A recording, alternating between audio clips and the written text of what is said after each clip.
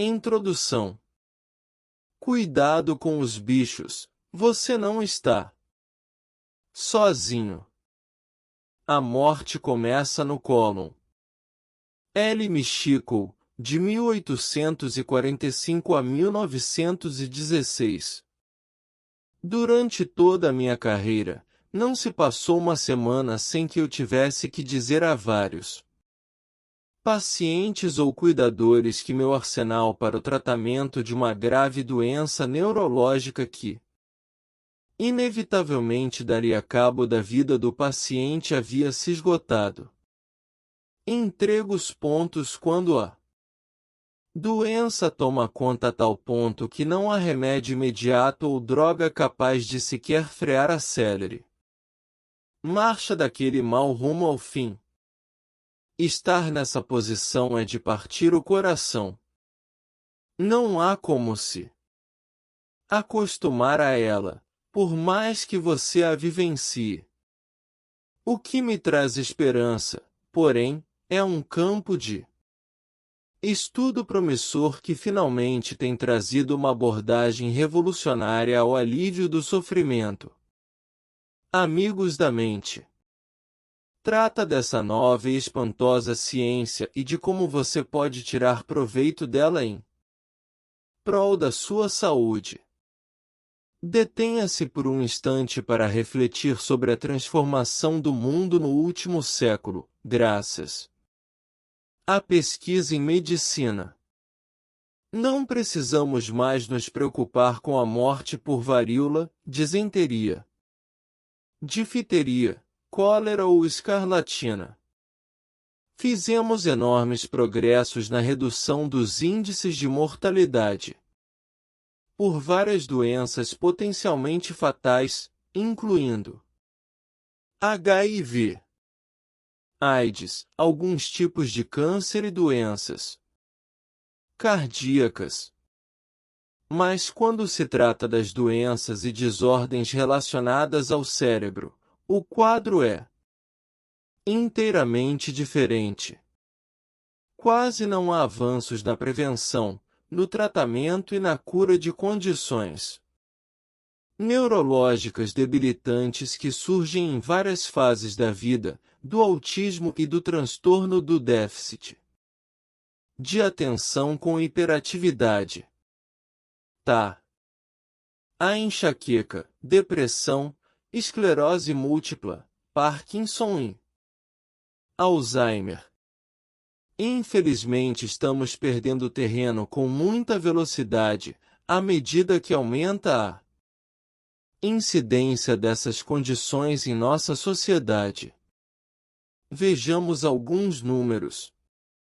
Nos 10 países mais ricos do Ocidente, as mortes por doenças cerebrais, em geral, reflexo em grande parte das mortes por demência, sofreram um grande aumento nos últimos 20 anos.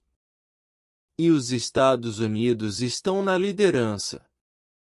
Na verdade, um relatório publicado no Reino Unido em 2013 mostra que nos Estados Unidos, desde 1979, as mortes em razão de problemas no cérebro aumentaram espantosos 66% nos homens e 92% nas mulheres.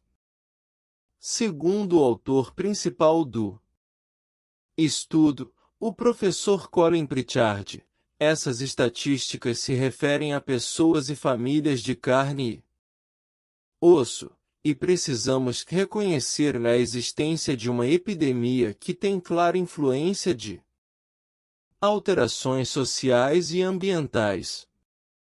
Os pesquisadores também observaram o forte contraste entre esse aumento, que afeta pessoas cada vez mais jovens, e uma importante redução no risco de morte por todas as demais causas. Em 2013, o New England Journal of Medicine publicou um relatório segundo o qual os Americanos gastam US$ 50.000 por ano por paciente com demência que necessita de cuidados. 2. Isso representa aproximadamente US$ 200 bilhões por ano, o dobro do que se gasta no cuidado a pacientes cardíacos e quase o triplo do que se gasta no tratamento de pacientes com câncer.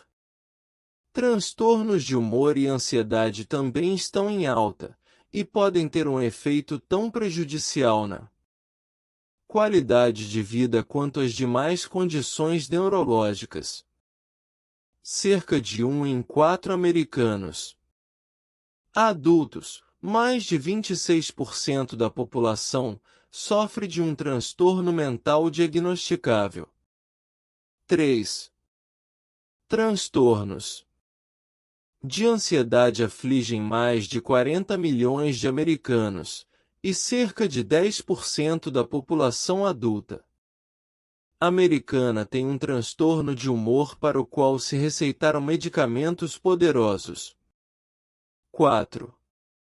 A depressão, que afeta 1 em cada 10 pessoas, inclusive 1/4 das mulheres na casa dos 40 e 50 anos, passou a ser a principal causa de incapacidade no mundo inteiro, e o número de diagnósticos tem crescido a uma taxa alarmante. 5. Medicamentos como o Prozac e o Zoloft estão entre os mais receitados nos Estados Unidos. Veja bem, são drogas que tratam os sintomas da depressão, e não as causas, que são solenemente ignoradas. Em média, uma pessoa com um problema mental grave, como a desordem bipolar e a esquizofrenia, morre 25 anos mais cedo do que a população em geral. 6. Em parte, isso se deve ao fato de que são indivíduos que, além desses problemas mentais, têm maior propensão ao fumo, ao alcoolismo, ao uso de drogas, ao sobrepeso e às doenças relacionadas à obesidade. As cefaleias, entre elas a enxaqueca, estão entre as desordens mais comuns do sistema nervoso. Cerca de metade da população adulta se vê às voltas com pelo menos uma dor de cabeça por mês. Elas são mais que um inconveniente, estão associadas à incapacidade, sofrimento pessoal, perda de qualidade de vida e custos financeiros. 7. Tendemos a pensar na dor de cabeça como um incômodo pouco dispendioso, sobretudo pelo fato de haver muitos medicamentos para tratá-la a um custo relativamente baixo e acessível, por exemplo, a aspirina, o acetaminofeno e o ibuprofeno, mas, segundo a Fundação Nacional para a Dor dos Estados Unidos, ela causa perda de mais de 160 milhões de dias de trabalho por ano no país e resulta em despesas médicas da ordem de 30 bilhões de dólares anuais. 8. Estima-se que a esclerose múltipla, uma doença autoimune incapacitante, que perturba a capacidade de comunicação do sistema nervoso, afete atualmente 2,5 milhões de pessoas no mundo inteiro, das quais quase 500 mil nos Estados Unidos, e sua prevalência só tem feito aumentar. 9. O custo médio total do tratamento de quem sofre de esclerose múltipla ultrapassa 1,2 milhão de dólares. 10. Segundo a medicina convencional, não há cura à vista. Há ainda o autismo, que se multiplicou por 7 ou 8 nos últimos 15 anos, o que representa uma verdadeira epidemia contemporânea. 11. É bem verdade que centenas de milhões de dólares têm sido gastos na luta contra estes e outros males que debilitam o cérebro.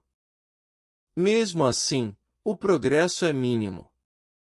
Agora a boa notícia: novas descobertas de ponta da ciência, vindas de instituições das mais respeitadas no mundo, mostram que, em grande parte, a saúde do cérebro e, do mesmo modo, suas doenças, depende daquilo que ocorre no intestino. É isso mesmo, o que está acontecendo nele agora. É determinante do risco de diversas condições neurológicas. Sei bem que pode ser difícil reconhecer isso, se você pedir a seu médico uma cura conhecida para o autismo, a esclerose múltipla, a depressão ou a demência, ele vai balançar a cabeça e dizer que não existe nenhuma, e talvez nunca venha a existir. É aí que eu discordo da maioria, mas felizmente não de todos os meus colegas. Nós, neurologistas, somos treinados para prestar atenção naquilo que ocorre no sistema nervoso, e mais especificamente, no cérebro, de uma forma míope. Acabamos por enxergar outros sistemas do corpo, como o trato gastrointestinal, como órgãos à parte, totalmente desprovidos de relação com o que ocorre no cérebro. Afinal de contas, quando você sente dor de barriga, não procura um cardiologista nem um neurologista. Todo o campo da medicina se caracteriza por disciplinas separadas, divididas por partes do corpo ou sistemas individuais. A maioria dos meus colegas diria: o que acontece no intestino fica no intestino. É um ponto de vista completamente desconectado da ciência atual. O sistema digestivo está intimamente conectado àquilo que ocorre no cérebro.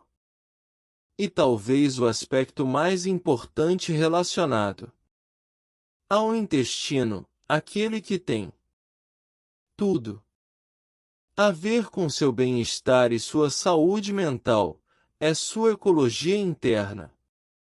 Os diversos micro-organismos que vivem nele, e em especial as bactérias. Microbioma, muito prazer. Ao longo da história, sempre nos ensinaram que as bactérias são agentes da morte.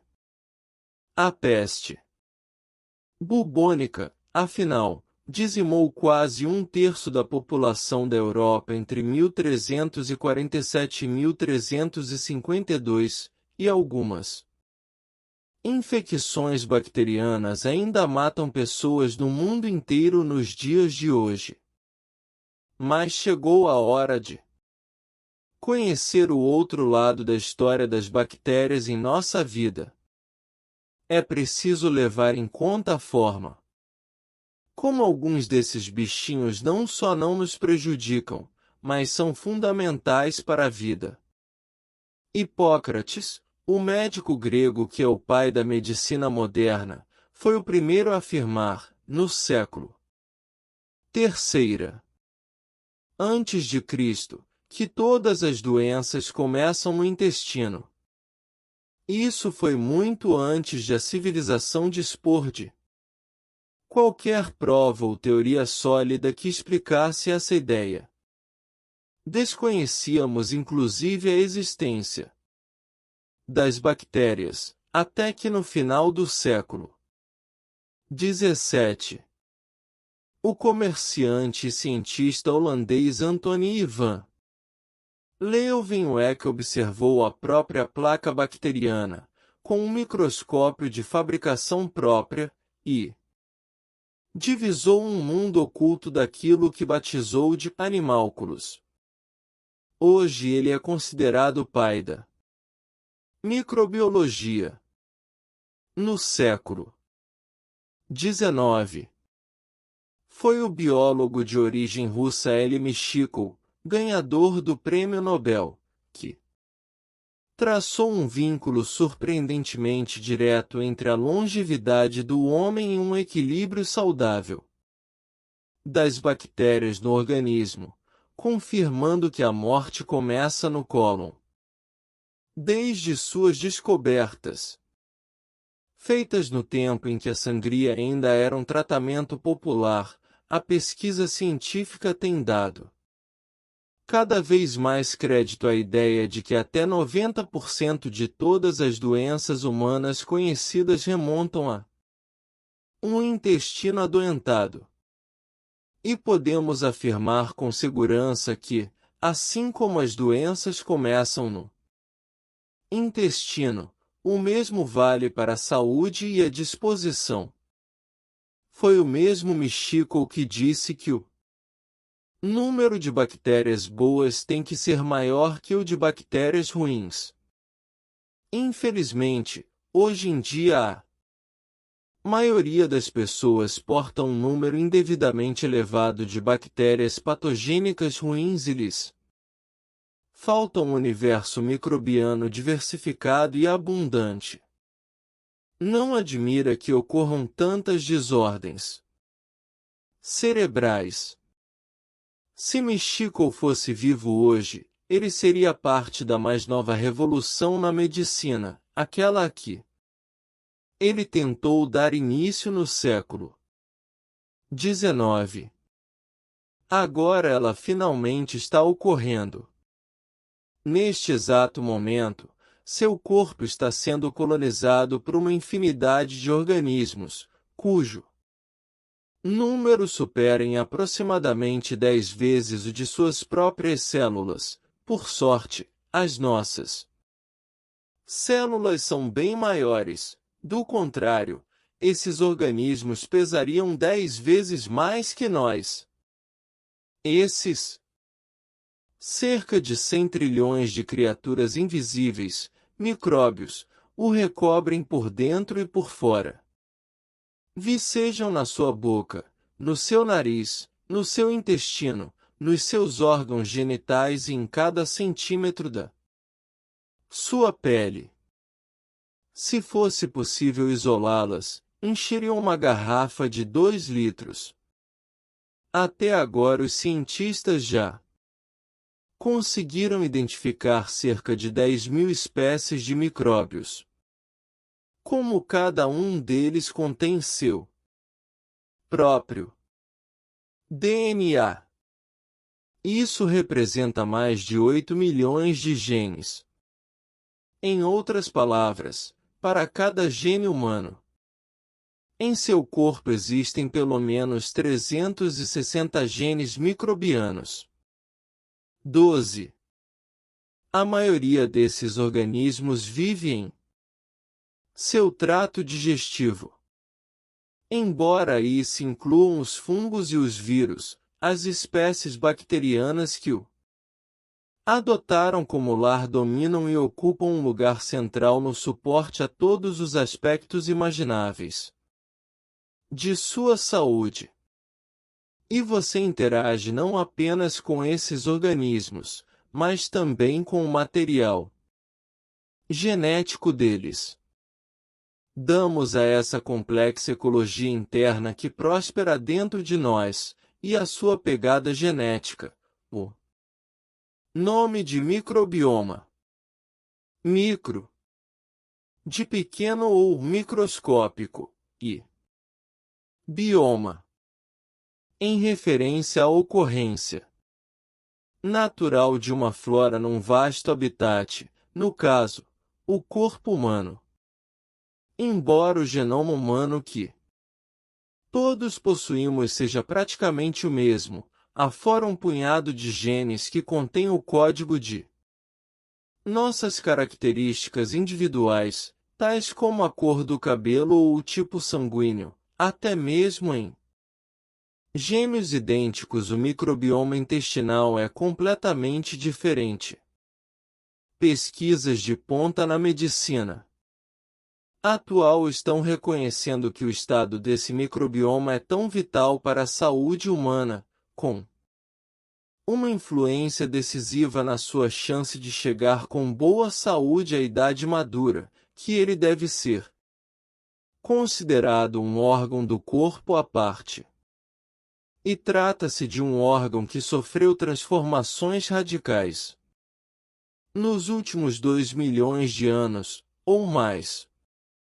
A evolução criou uma relação íntima, simbiótica, entre nós e esses habitantes microbianos, que tiveram uma participação ativa em nossa formação evolucionária. Desde o alvorecer da humanidade, e o fato é que eles já viviam no planeta bilhões de anos antes de nossa aparição. Ao mesmo tempo, eles se adaptaram e se modificaram, em resposta aos ambientes que criamos para eles dentro de nosso corpo. Até a expressão de nossos genes em cada uma de nossas células sofre, de alguma forma, a influência dessas bactérias e de outros organismos que nos habitam. A importância do microbioma incentivou o Instituto Nacional de Saúde dos Estados Unidos, National Institutes of Health, NIH, a lançar em 2008 o projeto Microbioma Humano, como uma extensão do projeto Genoma Humano. 13. Alguns dos melhores cientistas americanos receberam a missão de investigar como as mudanças no microbioma se relacionam com a saúde, do mesmo modo, com a doença. Além disso, estão estudando o que pode ser feito dessa informação para ajudar a reverter muitos de nossos problemas de saúde mais desafiadores. Embora o projeto esteja explorando diversas partes do corpo que abrigam micróbios, inclusive a pele, a área de pesquisa mais aprofundada se concentra no intestino, por ser ele o lar da maior parte dos micróbios de nosso corpo e, como você logo descobrirá, uma espécie de centro de gravidade para nossa fisiologia como um todo. Não dá mais para negar que nossos órgãos intestinais tomam parte numa grande variedade de ações fisiológicas, entre elas o funcionamento do sistema imunológico, a desintoxicação, a inflamação, a produção de neurotransmissores e de vitaminas, a absorção de nutrientes, a sensação de fome ou saciedade e o aproveitamento de gordura e de carboidratos. Todos esses processos têm um enorme peso no risco de sofrer ou não de alergias, asma, câncer, diabetes ou demência. O microbioma afeta o humor, a libido, o metabolismo, a imunidade e até nossa percepção de mundo e clareza de raciocínio. Ajuda a definir se estamos gordos ou magros, cheios de energia ou letárgicos. Resumindo, tudo que diz respeito à nossa saúde, tanto nossas sensações emocionais quanto físicas, depende do estado de nosso microbioma. Ele é saudável e dominado pelas bactérias chamadas do bem, benéficas, ou está doente e invadido por bactérias ruins, do mal? Talvez nenhum outro sistema em nosso corpo seja tão sensível a mudanças em nossas bactérias intestinais quanto o sistema nervoso central, em particular o cérebro. Em 2014, o Instituto Nacional de Saúde Mental dos Estados Unidos gastou mais de US$ 1 milhão num novo programa de pesquisa cujo alvo era a conexão entre o microbioma e o cérebro. 14. Embora muitas coisas contêm para a saúde de nosso microbioma e, portanto, de nosso cérebro, nutrir um microbioma saudável nos dias de hoje é muito mais fácil do que se imagina. Com as recomendações apresentadas neste livro, elimino todo o trabalho de adivinhação. Já testemunhei reviravoltas drásticas no estado de saúde de pacientes pelo emprego de alterações simples na dieta e, ocasionalmente, de técnicas mais agressivas destinadas a restabelecer um microbioma saudável. Tomemos o exemplo de um homem que sofria de um caso terrível de esclerose múltipla, que o mantinha em uma cadeira de rodas e com um catéter na bexiga. Depois de tratado, ele não apenas disse adeus ao catéter e recuperou a capacidade de caminhar sem assistência, como curou-se totalmente da esclerose múltipla. Ou o caso de Jason, um rapaz de 12 anos que sofria de um autismo tão acentuado que mal conseguia pronunciar frases completas. No capítulo 5 você verá como ele se transformou fisicamente, passando a ser um rapaz fascinante, depois de seguir um poderoso protocolo probiótico. E mal posso esperar para compartilhar as inúmeras histórias de indivíduos com uma infinidade de condições de saúde debilitantes, de dores crônicas, cansaço e depressão a graves transtornos intestinais e doenças autoimunes, que tiveram uma melhora completa dos sintomas depois do tratamento. Essas pessoas passaram de uma baixíssima qualidade de vida a uma segunda chance. Algumas até deixaram de lado pensamentos suicidas e passaram a se sentir contentes e animadas pela primeira vez em muito tempo. Esses casos não são exceções para mim, mas, pelo padrão do que se costuma esperar, parecem quase milagrosos. Vejo histórias como essas todos os dias e sei que você também pode alterar para melhor o destino de seu cérebro por meio da saúde do seu intestino. É o que lhe mostrarei neste livro.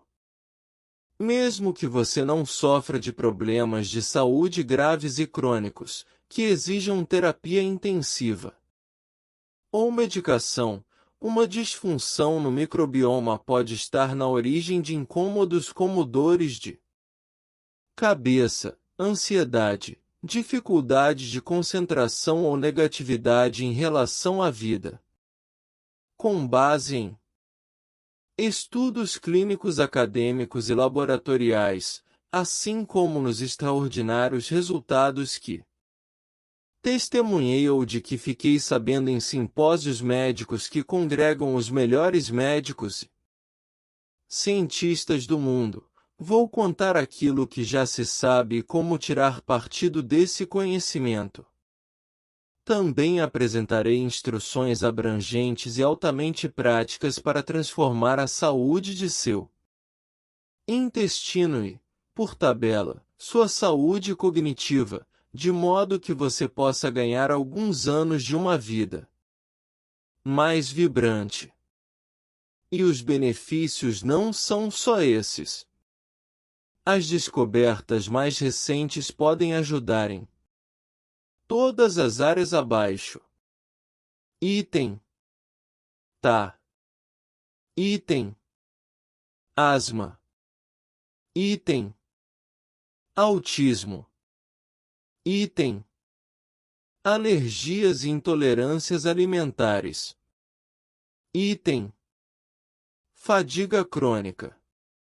Item: transtornos do humor, inclusive depressão e ansiedade. Item: diabetes e vício em açúcar e carboidratos. Item: sobrepeso e obesidade, assim como dificuldade para perder peso. Item: problemas de memória e de concentração. Item: prisão de ventre ou diarreia crônica. Item: resfriados ou viroses frequentes. Item: transtornos intestinais, entre eles doença celíaca, síndrome do intestino irritável e doença de Crohn. Item: insônia. Item: inflamações doloridas nas articulações e artrite. Item: pressão alta. Item: aterosclerose. Item: infecções crônicas por fungos. Item: problemas dermatológicos, como acne e eczemas. Item: mau hálito, gengivite e problemas odontológicos. Item: síndrome de Tourette. Item: sintomas acentuados no período menstrual e na menopausa. Item: e muitos outros. Na verdade, esses novos conhecimentos podem contribuir para o tratamento de praticamente todas as condições inflamatórias ou degenerativas. Nas próximas páginas vamos examinar aquilo que produz um microbioma sadio e aquilo que prejudica um bom microbioma. Este teste lhe dará uma ideia das características de estilo de vida que têm relação direta com a saúde e o funcionamento do microbioma. E se há uma coisa que você vai notar rapidamente é que a alimentação de fato faz diferença. Diga-me o que comes e te direi quem és. Não é nova a noção de que a alimentação é a variável mais importante na saúde humana. Como diz um antigo adágio, que teu remédio seja teu alimento, e teu alimento seja teu remédio. 15. Mudar a condição de nosso microbioma, e o destino de nossa saúde, está ao alcance de todos, por meio de escolhas alimentares. Há não muito tempo, tive a oportunidade de entrevistar o Dr. Alessio Fasano, que atualmente exerce o cargo de professor visitante na Faculdade de Medicina de Harvard e é chefe do Serviço de Nutrição e Gastroenterologia Pediátrica do Hospital Geral de Massachusetts. Ele é respeitado como um líder do debate global sobre a ciência do microbioma. Conversamos sobre fatores que afetam a flora intestinal, e ele me disse com todas as letras que, de longe, o fator mais significativo relacionado à saúde e à diversidade do microbioma é aquilo que comemos e o que colocamos em nossa boca representa o maior desafio ambiental a nosso genoma e nosso microbioma. Que imenso incentivo à ideia de que a alimentação importa, passando por cima de outras circunstâncias de nossa vida que não somos totalmente capazes de controlar. Como expliquei em meu livro anterior, A Dieta da Mente. Os dois mecanismos-chave que levam à degeneração do cérebro são os processos inflamatórios crônicos e a ação dos radicais livres. Você Pode considerá-lo os subprodutos dos processos inflamatórios que enferrujam o cérebro. Amigos da mente. Rever esses mecanismos e como eles sofrem a influência da flora intestinal e da saúde intestinal como um todo. Na verdade, a flora intestinal tem tudo a ver com os processos inflamatórios e com a capacidade de combater, ou não, os radicais livres. Em outras palavras, o estado do seu microbioma determina se seu corpo está insuflando as chamas dos processos inflamatórios ou combatendo-as.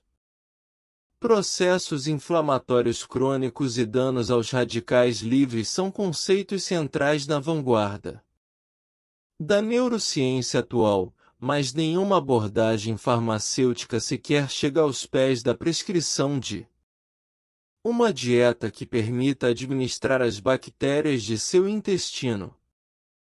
Apresentarei essa prescrição passo a passo. Felizmente, a comunidade microbiótica do intestino é tremendamente receptiva a programas de reabilitação. As instruções detalhadas neste livro transformarão a ecologia interna de seu corpo, estimulando o crescimento do tipo certo de organismos benéficos ao cérebro.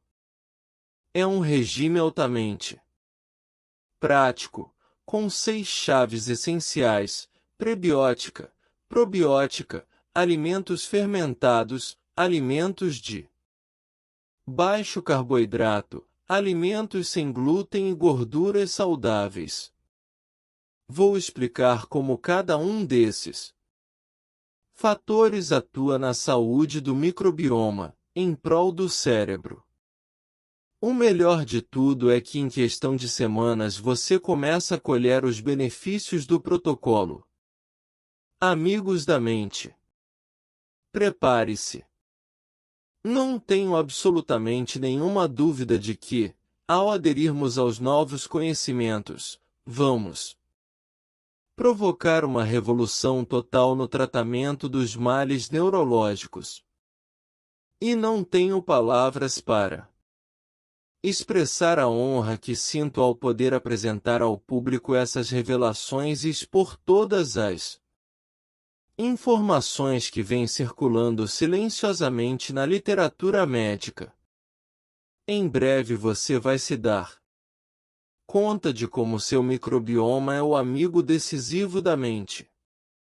Os conselhos que darei neste livro foram elaborados no sentido de tratar e prevenir transtornos cerebrais, mitigar as oscilações de humor, a ansiedade e a depressão, fortalecer seu sistema imunológico e reduzir os problemas autoimunes, e tratar transtornos metabólicos, inclusive o diabetes e a obesidade, que pesam na saúde do cérebro a longo prazo.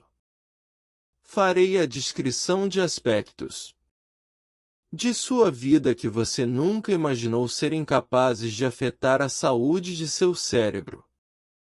Discutirei a importância de sua história pessoal desde o nascimento, da dieta e dos remédios que lhe deram na infância e de seus hábitos de higiene pessoal, por exemplo, se você usa antissépticos para as mãos. Explorarei as variações da flora intestinal em diferentes partes do mundo e como elas são provocadas por diferenças de dieta.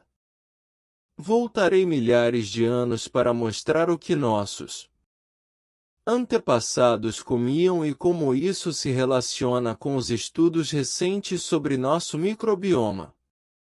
Refletiremos sobre nosso conceito de urbanização, como ele transformou nossa comunidade ecológica interior.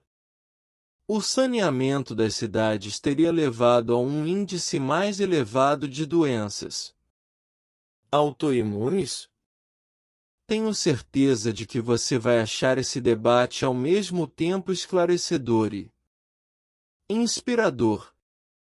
Mostrarei como a prebiótica baseada na comida, fontes nutritivas de combustível para as bactérias do bem que vivem em seu intestino, desempenham um papel fundamental na conservação da saúde, ao manter o equilíbrio e a diversidade da flora bacteriana intestinal.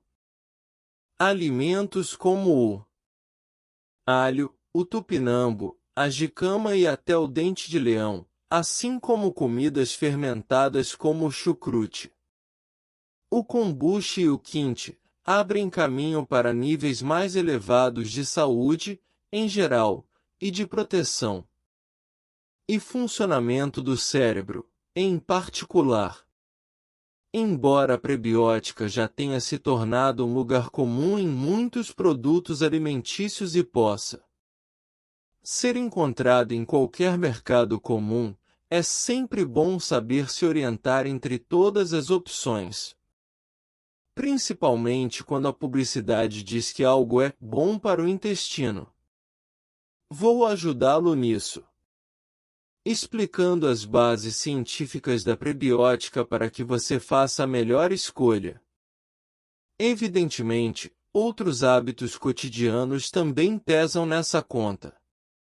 Além de examinar a interação entre o microbioma e o cérebro, vamos travar contato com uma nova disciplina, a medicina epigenética.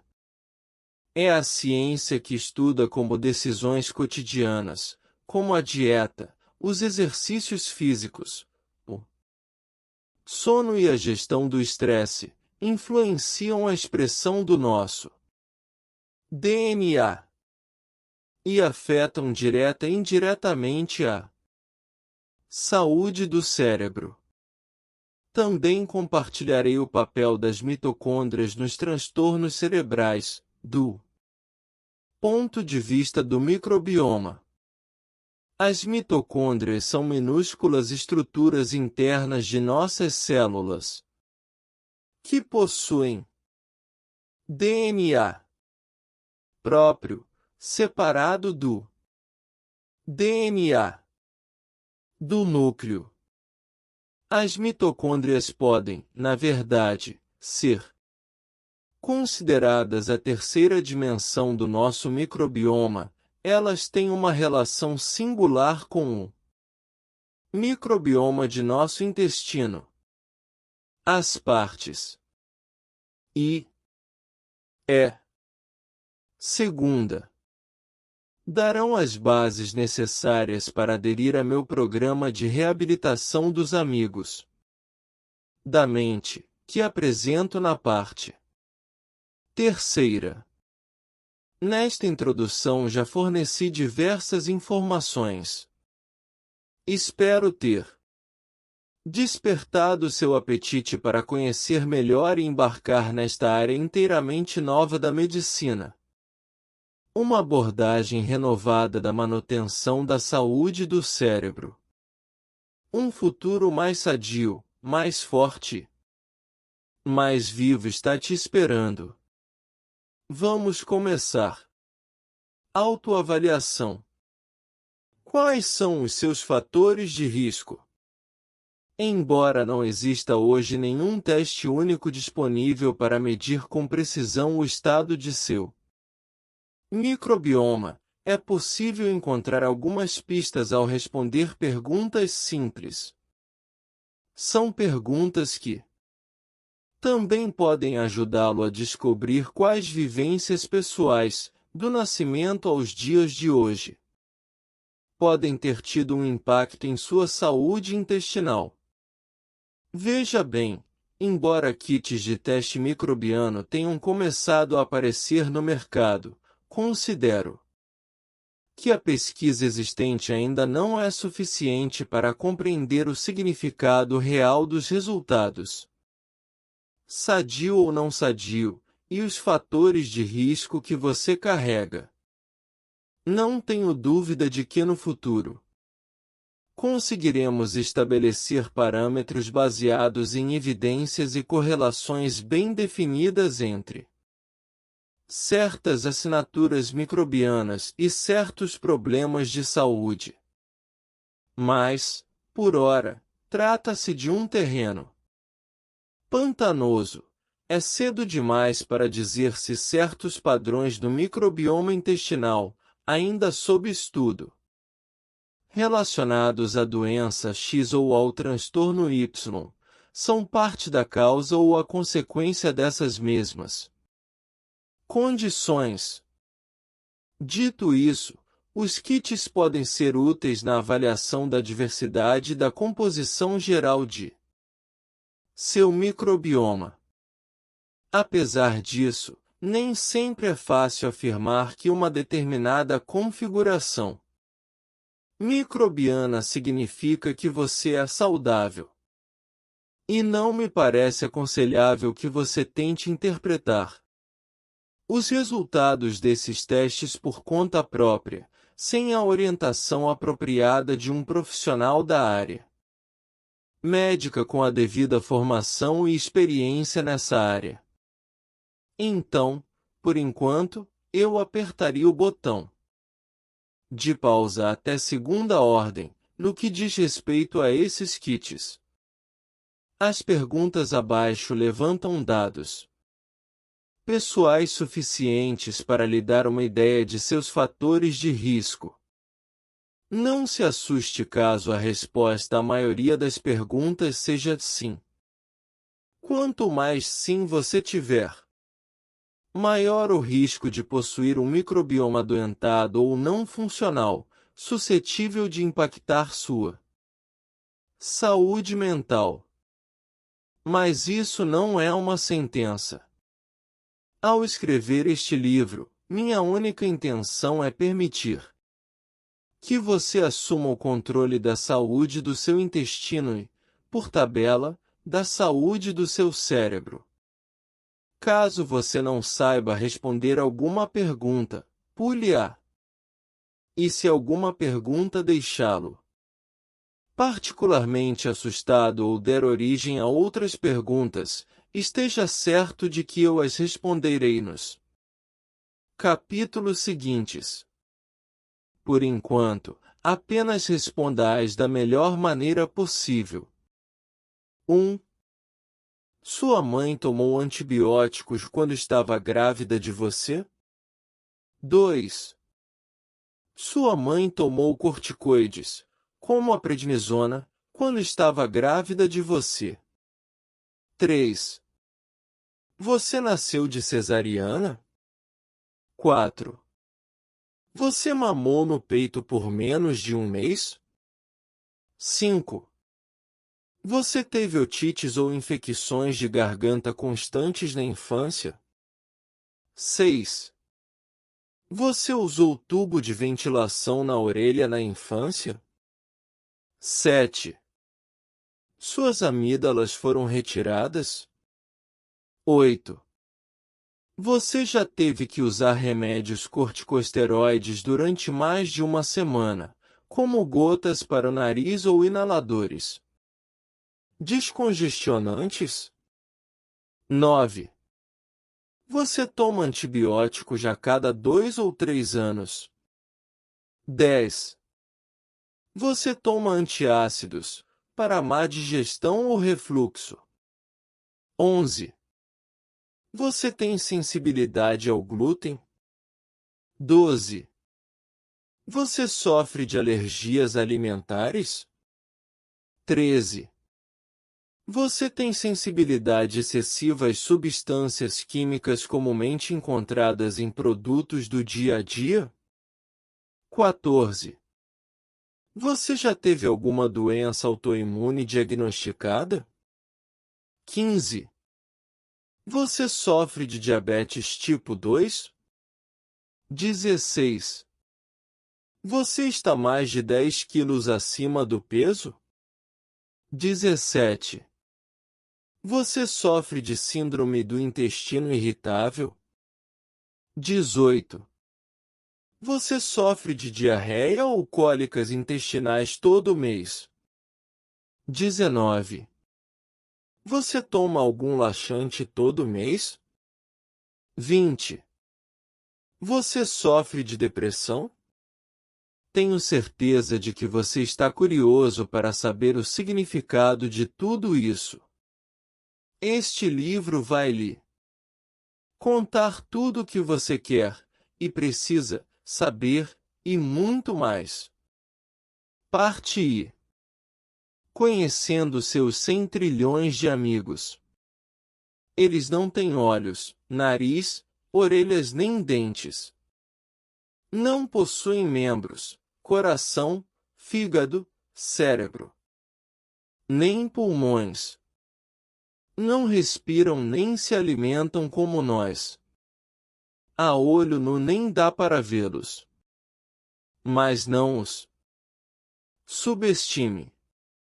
Se por um lado as bactérias são incrivelmente simples, compostas por apenas uma célula, por outro são extraordinariamente complexas, até mesmo sofisticadas, de certo ponto de vista, e representam um grupo de criaturas fascinante.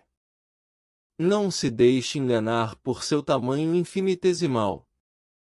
Existem bactérias capazes de viver sob temperaturas que ferveriam seu sangue e outras que prosperam em lugares congelados. Há até uma espécie capaz de suportar níveis de radioatividade milhares de vezes mais altos que aqueles que você aguentaria. Essas microscópicas células vivas se alimentam de tudo, de açúcar e amido à luz do sol e enxofre. As bactérias são a base da vida na Terra. São as primeiras e provavelmente serão as últimas formas de vida do planeta. Por quê? Porque absolutamente nada que vive pode existir sem elas. Nem mesmo você. Embora já não deva ser novidade para você o fato de que certas bactérias podem causar doenças, até a morte, talvez você não esteja tão consciente do outro lado da história, que cada batida de nosso coração, cada respiração e cada conexão dos neurônios ajuda as bactérias a sustentar a vida humana. Não apenas essas bactérias coexistem conosco, recobrindo-nos por dentro e por fora. Como ajudam nosso corpo a realizar uma impressionante série de funções necessárias à nossa sobrevivência. Na parte I, vamos examinar o microbioma humano, o que é, como funciona e qual a incrível relação entre sua comunidade microbiana intestinal e seu cérebro. Você vai descobrir como condições tão diferentes, como o autismo, a depressão, a demência e até o câncer, têm muito em comum graças às bactérias intestinais. Também vamos examinar os fatores-chave para o desenvolvimento de um microbioma sadio, assim como os fatores que podem comprometer esse desenvolvimento. Em linhas breves, você verá como provavelmente nossas epidemias modernas, da obesidade ao Alzheimer, devem-se em grande parte a um microbioma disfuncional. Ao terminar esta parte, você verá de outra forma sua flora intestinal, e se sentirá mais no controle do futuro de sua saúde.